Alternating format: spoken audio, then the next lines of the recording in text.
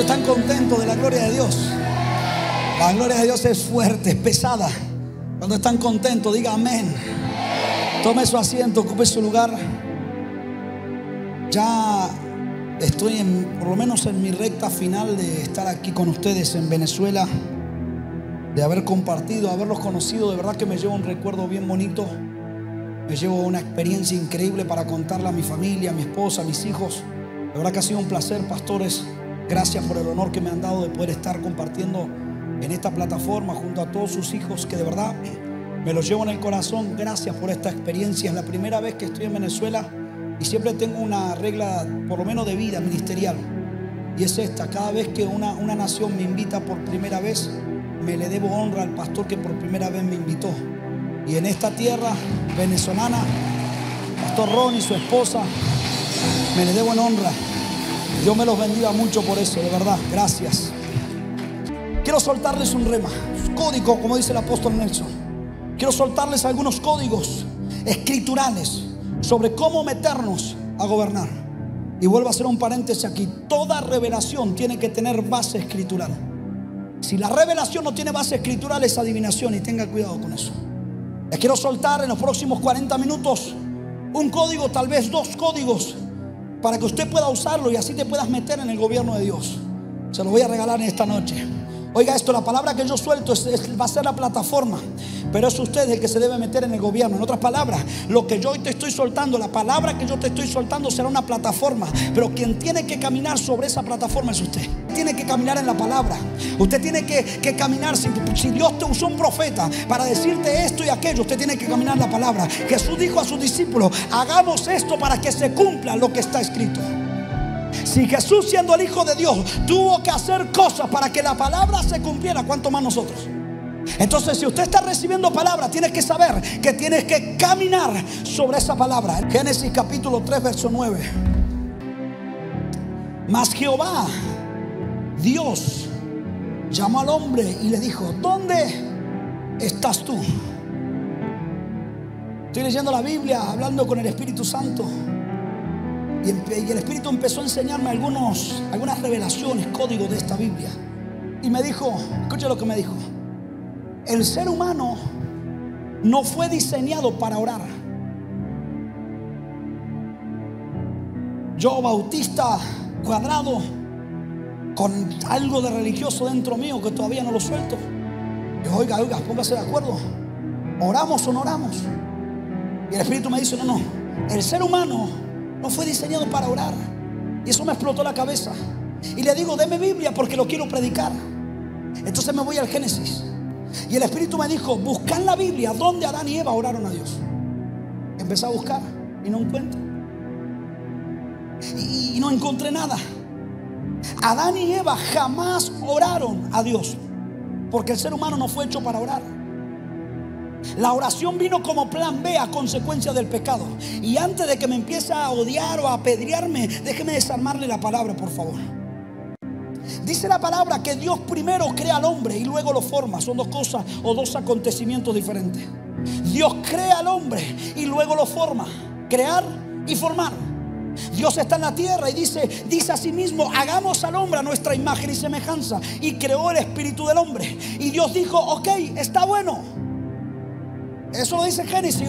Y está bueno lo que estoy pensando. Ahora se habla a sí mismo y dice: démosle forma, y formó al hombre. Hagamos al hombre a nuestra imagen y semejanza, espíritu. Pero luego dijo: ok, qué bueno que está esto, vamos a darle forma, y formó al hombre. Dice la palabra que lo formó del polvo de la tierra. Ya la Biblia despacito para entenderla. Del polvo de la tierra. No dice de la tierra, dice del polvo de la tierra. No dice de la tierra, sino del polvo de la tierra. Si Dios hubiera hecho al hombre de la tierra, seríamos barro. Y eso es una mala enseñanza que nos han dado por muchos años. Inclusive me prendo yo ahí, la hemos dado mal. Si Dios hubiera hecho al hombre de la tierra, seríamos barro. Pero no somos barro, porque somos hechos del polvo de la tierra. La palabra polvo en el texto original es apar, y traduce del hebreo ceniza. Es decir, que el texto original dice que Dios formó al hombre de las cenizas de la tierra. Y la ceniza es algo que en un momento estuvo encendido. Póngale cuidado, como dice el apóstol colombiano, póngale cuidado. La ceniza es algo que en un momento estuvo encendido, y eso es para otra enseñanza más profunda, y si el apóstol, el pastor me invita, se los vendré a enseñar. No hay tiempo hoy. Eso es un sí. Entonces Dios tomó del polvo de la tierra y lo tiró al aire. Dios agarra del polvo y lo tiró al aire. Y cuando lo tira al aire, la palabra dice que sopló. Y esa palabra es nafak, que traduce por inflar o tirar aire hasta encender. Entonces lo que Dios hizo es: hagamos al hombre a nuestra imagen. Y vio Dios que era bueno y le dio forma. Entonces cuando tiró la tierra empezó, no hizo como solemos pensar los cristianos. La palabra es infló. Es decir, que empezó a tirar aire y esto es una película de Harry Potter, si usted lo quiere imaginar así. Pero tiró tierra al aire y empezó a soplar. Y se empezó a generar una bola de tierra que empezó a encenderse. Jesús, Dios, estaba soplando. No sopló, Él sopló, infló, empezó a tirar aire hasta que esa tierra se encendió nuevamente. Entonces Dios tira del polvo de la tierra y sopla hasta que se enciende. Y cuando se enciende, el fuego ese comenzó a cobrar vida. Por eso en el Pentecostés el Espíritu Santo vino en forma de fuego. Dios introduce en el fuego el espíritu del hombre. Y el fuego, el polvo de la tierra, se hace carne. Dios nos soltó un soplidito. Él sopló hasta que el polvo se encendió. Y cuando se encendió dijo: le vamos a dar espíritu. Y el fuego se hizo carne. Oiga alguien esto: Dios comenzará a soplar de los cuatro vientos para comenzar a encender tu vida. No, lo vuelvo a repetir otra vez. Dios comenzará a soplar de los cuatro vientos y encenderá tu vida, encenderá tu economía, encenderá tu amor matrimonial, encenderá tu llamado. Alguien tiene que agarrar esto. Dios comenzó a soplar y no dejará de hacerlo hasta que te encienda. Hasta que te encienda. Llegaste al lugar donde Dios te está soplando y encendiendo el fuego que se estaba apagando. Alguien tiene que creer esto. Fuego, sopló hasta que el fuego se hizo carne. Y dice la palabra que luego de crearlo lo mete en el jardín del Edén. No lo metió en el Edén, sino en el jardín, en el patio. Y yo estoy ahí loco con el Espíritu Santo. Le digo: deme Biblia. Oiga, el Edén es un estado de gobierno espiritual y Dios lo introduce en el jardín de ese Edén. Oiga esto: Dios no creó al hombre del polvo del Edén, lo creó del polvo de la tierra y luego lo puso en el jardín del Edén. Yo le digo al Espíritu Santo: ¿por qué lo hizo así? Y el Espíritu me dice: porque el plan para el hombre era que ejerciera dominio sobre la tierra y todo lo que hay sobre la tierra. Entonces Dios lo saca de la tierra, porque nadie puede gobernar de un lugar que no salió.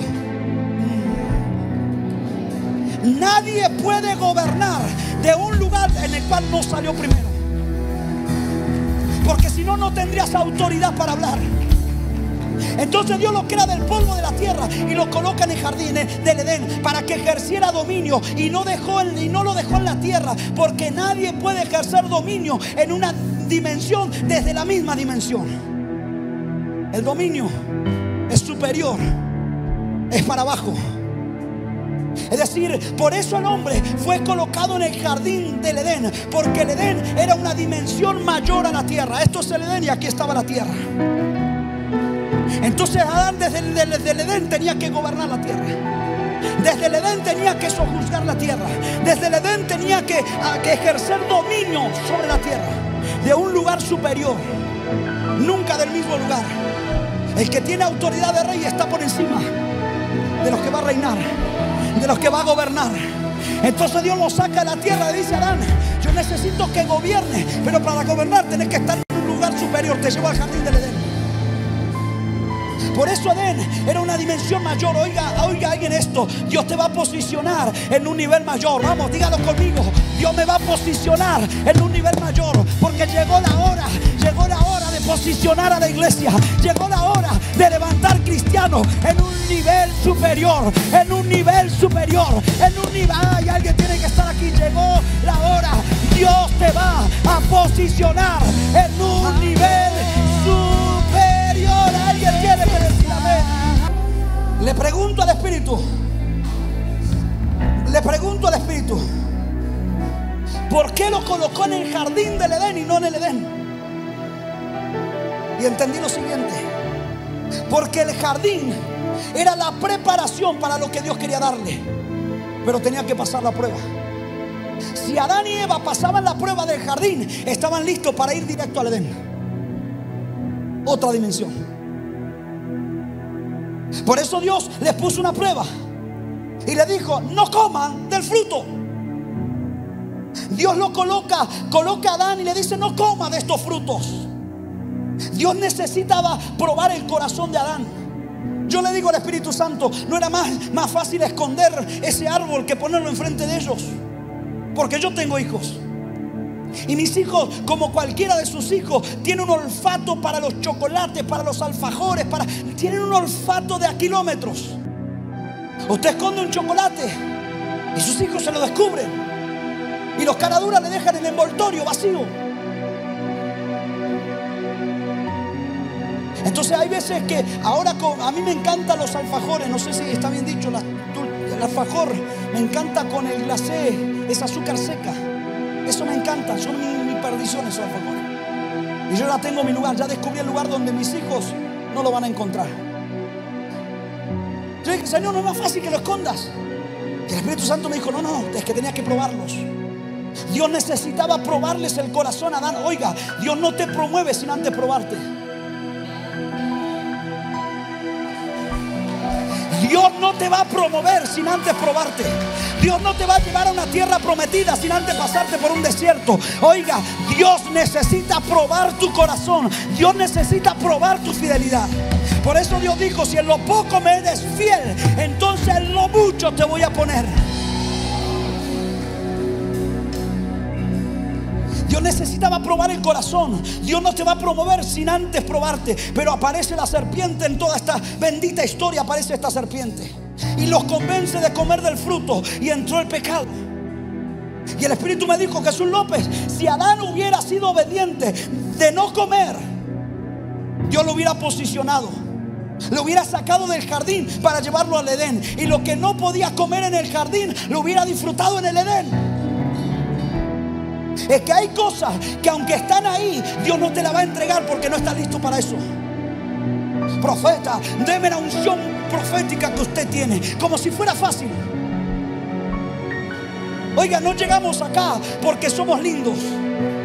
Diga amén. Sáneme el corazón. Llegamos acá porque pagamos un precio. Porque Dios, mire, si hay algo que a mí me emociona de ser profeta, es que Dios me confía cosas que no le confía a otros. Y no llegamos acá porque llegamos por contacto. Llegamos acá porque pasamos la prueba. Dios no le va a entregar, aunque esté ahí, porque no estás listo para comer lo que quieres comer. Por eso hay gente que quiere comer del fruto que Dios te dice que no estás listo. Entonces se aceleran a vivir algo para lo que no están listos. Quieren ser pastores sin ser enviados. Quieren ser profetas sin ser levantados. Quieren levantar ministerios sin ser llamados. Se aventuran a un matrimonio cuando no están listos. Se aventuran a una empresa cuando no están listos. Se aventuran a un ministerio cuando todavía no está listo. No te promuevas. Oiga, no te promuevas. Deje que Dios lo haga. Si Dios te quiere levantar, Él va a abrir puertas. Si Dios te quiere levantar, Él te va a poner gente alrededor. Si Dios te quiere levantar, Él te va a abrir camino. No le haga el trabajo a Dios. Dios sabe hacer las cosas solo. Oiga, tome su asiento, tome su asiento. Pero me llama la atención de todo este mensaje, me llama la atención la pregunta que Dios le hace al hombre. ¿Dónde estás? Oiga, póngase en el lugar. El Dios, el omnipotente, el omnipresente, el que todo lo sabe, el que nada se le escapa, le está preguntando al hombre ¿dónde está? Eso a mí me vuela la cabeza. Y le digo al Espíritu Santo, explíqueme esto. Le digo, ¿cómo es posible que Dios, siendo Dios que todo lo sabe, pregunte dónde está Adán? Dios sabía. El Espíritu Santo comenzó a revelarme algunas cosas. La pregunta fue capciosa, me dijo. Dios sabía dónde estaba Adán. Dios le había dado una posición a Adán, y esa posición tenía que ver con ejercer dominio sobre la tierra. Dios le dijo a Adán: te saco de la tierra, te pongo en el Edén, que era este lugar, y gobierna, ejerce dominio, sojuzga la tierra, multiplícala, este es tu lugar, gobierna. Y Dios, cada vez que entraba al huerto, lo veía a Adán observando la tierra. Lo veía a Adán poniéndole nombre a los animales. Cada vez que Dios entraba al huerto, Adán estaba en su lugar de gobierno, poniéndole nombre a las plantas, poniéndole nombre, soñando con lo que iba a pasar en esa tierra. Pero un día llegó cuando entró el pecado, y Dios entra al huerto y lo mira, y mira el lugar del gobierno, pero Adán ya no estaba. Y Adán y Dios está mirando ese lugar, y Dios va entrando al huerto, y Dios mira el lugar y Adán no está, porque estaba escondido, tapando su desnudez, porque había pecado. Entonces Dios dice a Adán: Adán, ¿dónde estás, Adán? Ay, Adán, lo que temía pasó tan rápido. Adán, ¿dónde estás, Adán? No le preguntó dónde estás, porque no sabía Dios dónde estaba. Dios le está diciendo: Adán, ¿dónde estás, Adán? Si yo te puse acá, Adán, para gobernar, ¿dónde estás ahora? Esa fue la pregunta que Dios le estaba haciendo a Adán. Adán, ¿dónde estás? La pregunta de un padre a un hijo: hijo, yo te enseñé tanto y mira cómo estás. Esa fue la pregunta de Dios. Te sané, mira dónde estás. Te restauré el matrimonio, mira dónde estás ahora. ¿Dónde estás ahora? Adán, ¿dónde estás? Le está preguntando. Dios lo colocó en una posición que él lo había colocado, y ya no estaba.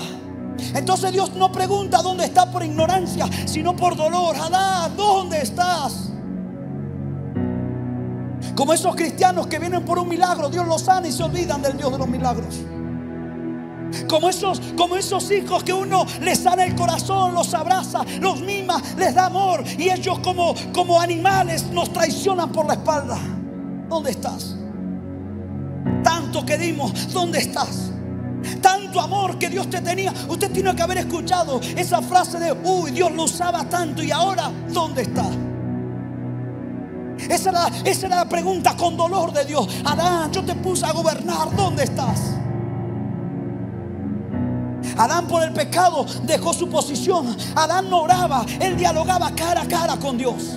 Él veía la gloria de Dios. Él no tenía que sentir la unción, él veía la gloria de Dios. Adán no oraba, él dialogaba cara a cara con Dios. Me llama la atención que Adán no conoce a Dios por Jireh. De hecho, Adán no le puso nombre a Dios, ni Dios se le presentó con un nombre a Adán. Me llama la atención que Adán no conoce a Dios por Jireh, sino por la voz. Oí tu voz, vi tu voz. No lo conoce a Dios por Elohim, sino por la voz. Y cuando la voz vino a buscarlo en la posición que lo habías colocado, ya no estaba. Por eso lo que el diablo busca de la iglesia no es destruirla, no es detenerla, es sacarla de su posición de gobierno. Al diablo no les interesa que abran iglesias. Al diablo no le interesa que se levanten iglesias. Al diablo lo que al diablo le molesta es que la iglesia esté en su posición. Por eso cuando el diablo ve que la iglesia deja de cantar, cuando la iglesia deja de ser la iglesia del Apocalipsis, como dijo el apóstol, y comienza a tomar una posición de gobierno, lo que el diablo dice: ok, a esto hay que sacarlo, a esto hay que molestarlo, a esto hay que perseguirlo, a esto hay que amenazarlo, porque se están poniendo en un nivel de gobierno. Esto se pone violento. Una iglesia iglesia, escuche, una iglesia puede ser muy grande, pero si no tiene la posición, solo será eso, una iglesia grande. Pero una iglesia pequeña, grande, pero en su posición, no solo que porta letra, sino que también porta poder, porta autoridad para deshacer las obras del diablo. Yo le vengo a hablar a esa iglesia que se va a posicionar en el nivel de gobierno con letra, con poder, con autoridad para deshacer las obras del diablo. El diablo ha avanzado mucho en Venezuela, pero Dios dijo: ok, yo voy a levantar una iglesia que se ponga en la posición de gobierno para gobernar con autoridad y con poder. Alguien tiene que estar aquí. Autoridad. El problema, escuche, el problema de la iglesia y sus cristianos es no saber cuál es su posición. ¿Sabe qué me dijo el Espíritu Santo? Que nuestro futuro en Dios no está por delante, sino detrás. Oiga esto. Jesús, me dijo el Espíritu, Jesús López, tu futuro en Dios no está por delante, sino por detrás, en el origen, en la creación, en el principio de Dios. Jesús dijo, un discípulo le dijo: enséñanos a orar. Y Jesús le dijo: cuando ores, ora así: Padre nuestro, danos el pan de cada día, perdona nuestros pecados. Es decir, que orar al Padre es entender que número uno, eres hijo. Y esa es tu posición. Y si eres hijo, te tienes que sentar a comer. Aquí no hay negociación, te sientas a comer. Yo tengo 4 hijos. Y en la adolescencia algunos de ellos se me enojaban por cualquier cosa, porque no lo dejaba salir, porque no lo dejaba ir con los amigos en la plaza. Pero llegaba la hora de comer. No quiero comer, decían. Yo me le acercaba al dormitorio y le decía: usted se me sienta a la mesa a comer. Pero no quiero que usted se me sienta a la mesa a comer. Mire, no hay nada más placentero para mí que sentarme a mi mesa con mis hijos a comer. Ellos pueden salir donde quieran, pero a las 12 del mediodía tienen que estar en casa. Y a las 10 de la noche, comemos a las 10 de la noche los argentinos, tienen que estar en casa. Si no están, activamos el grupo familiar. Estamos por comer, en 15 minutos comemos, vengan a la casa. En 15 minutos y toda la familia se tiene que acercar a comer a la mesa, porque eso es un derecho que como padre yo lo ejerzo. No quiero comer, dice: no, usted se me sienta a comer. Cuando eres hijo, no importa si estás enojado, te sientas a comer. Pero luego dice, de sentarse a comer, dice que perdona nuestros pecados. Es decir, que si eres hijo y te sientas a comer, lo último que vamos a hablar son de tus pecados. Padre nuestro, danos el pan, perdona nuestros pecados. Orar es tomar la posición que Satanás te robó. Entonces no se trata de orar, sino de entender tu posición. Volver al estado original, al principio. Puedes orar 8 horas, puedes orar 3 horas, pero si no entiendes tu posición de hijo, tus oraciones serán vanas repeticiones. Pero cuando oras sabiendo tu posición, entonces te vuelves a posicionar en el Génesis, en el Edén, en el lugar de dominio. Solo falta que lo ejerzas. Oiga, en este 2024 Dios está estableciendo la plataforma para que este 2024, 2025, 2026 y 2027 te suelte a caminar sobre la palabra profética de gobierno, de autoridad y de poder. Alguien tiene que decir: yo voy a caminar. Tienes que salir a las calles a deshacer las obras del diablo. Tienes que salir a las calles a deshacer, a romper, a desarmar, a desbaratar toda obra que el diablo está haciendo en esta tierra, en esta tierra, en esta tierra. Número 1, tu posición de hijo. Ese es el primer código. Es la posición que te da autoridad para ejercer dominio. No puedes entrar al gobierno del Padre si no te sientes hijo primero. Acá te doy el segundo rápido. ¿Por qué tenemos que orar si no fuimos diseñados para orar? Porque como el pecado entró, nos sacó de la posición.